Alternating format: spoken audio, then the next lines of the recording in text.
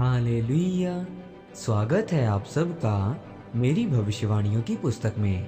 तो आइए हम आज के पवित्र वचन को पढ़ेंगे जो कि परमेश्वर के दास प्रेरित अंकुर यूसुफ नरूला जी के द्वारा लिखा गया है। आग छुटकारे को लेकर आती है।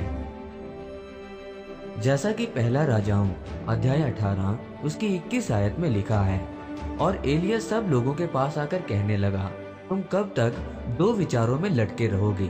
यदि यहोवा परमेश्वर हो तो उसके पीछे हो लो, और यदि बाल हो तो उसके पीछे हो लो। लोगों ने उसके उत्तर में से एक भी बात न कही। मेरे प्रियो, हमारा सबसे बड़ा आनंद इस दुनिया की आशीषें नहीं है।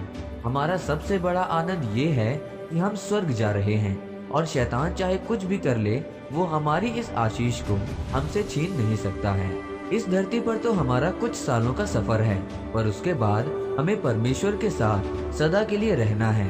बाइबल में लिखा है कि वहाँ ना तो कोई रोना होगा, ना कोई दुख, और ना कोई वहाँ रात होगी।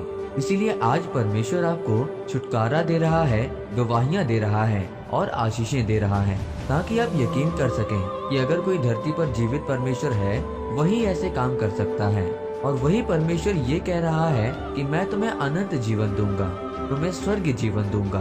बाइबल में लिखा है कि एलिय्याह लोगों के पास आकर कहने लगा कि तुम कब तक दो विचारों में लटके रहोगे? यदि यहोवा परमेश्वर हो तो उसके पीछे हो लो, और यदि बाल हो तो उसके पीछे हो लो। तब एलिय्याह ने कहा कि हमें दो बछड़े दिए जाएं। एक बछड़ा ये बाल के नबी रखें और वेदी पर सजाएं, और एक बछड़ा मैं वेदी पर रखूंगा। जिसके बछड़े पर स्वर्ग से आग उतरकर उसको भस्म करेगी, वही परमेश्वर होगा।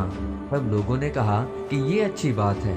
एलिय्याह को ये पता था कि जब तक ये लोग परमेश्वर द्वारा चिन्ह और चमत्कार ना देख लें, तब तक ये लोग परमेश्वर पर विश्वास नहीं करेंगे। इसीलिए उसने कहा कि जो आग उतार कर उत्तर देगा वही परमेश्वर है। इसका मतलब कि छुटकारे के लिए आपके जीवन में आग चाहिए। एलिय्याह ये जानता था कि जैसे ही ये लोग परमेश्वर की आग देखेंगे तो ये छुटकारा पाएंगे। बाल के नबी सारा दिन वेदी पर बछड़ा रखकर बाल को पुकारते रहे, लहू लुहान हो गए, पर उन्हें कोई भी उत्तर नहीं आया। जब एलिय्याह की बारी आई तो उसने सबसे पहले अपनी प्रार्थना की वेदी की मरम्मत करके उसको खड़ा किया। उसमें 12 पत्थर रखे, उसको बपतिस्मा दिया। उसने अपनी प्रार्थना की जिंदगी को सही किया, क्योंकि वो जानता था कि अगर वेदी टूटी हुई होगी तो आग नहीं उतरेगी, और जब तक आग नहीं उतरेगी तब तक छुटकारा नहीं आएगा।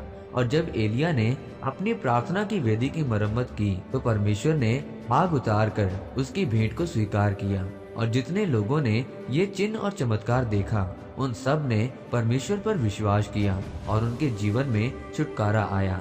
इसीलिए मेरे प्रियो, अगर आप उद्धार को चाहते हैं कि आपके जीवन में छुटकारा आए, तो सबसे पहले तौबा करें, बपतिस्मा लें, और फिर उसके बाद अपनी प्रार्थना की वेदी को सुधारें। रोज परमेश्वर से प्रार्थना करने के लिए समय निर्धारित करें, तब परमेश्वर आपको आशीषित करेगा। आमीन। आइए इस अंगीकार को आप मेरे साथ एक मन होकर करें। सर्वशक्तिमान परमेश्वर, इस वचन के लिए मैं आपका धन्यवाद करता हूँ। परमेश्वर, मैं ये अंगीकार करता हूँ कि मैं अपनी प्रार्थना की वेदी को सही करूँगा, ताकि आपकी आग मेरे जीवन में आए और मुझे सभी दुखों से और बंधनों से छुटकारा मिले, प्रभु यीशु मसीह के नाम में।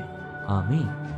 परमेश्वर आप सबको आज के वचन के ऊपर मनन करने के द्वारा आशीषित करे। आमीन।